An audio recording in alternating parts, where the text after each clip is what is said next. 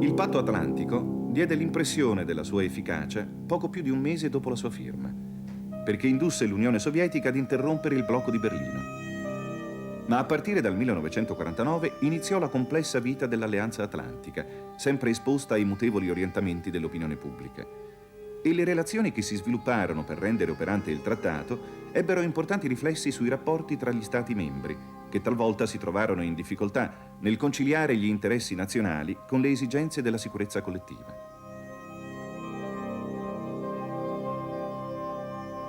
Anche l'Italia, a partire dalla metà degli anni 50, ha cominciato a cercare di conciliare la sua politica atlantica con una politica estera rispondente alla sua collocazione nell'area mediterranea.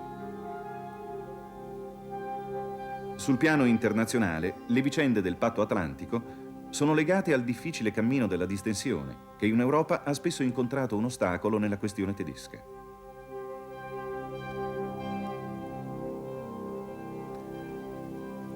Anche il patto di Varsavia, firmato nel 1955, fu una risposta dell'Unione Sovietica all'ingresso della Repubblica Federale Tedesca nella NATO.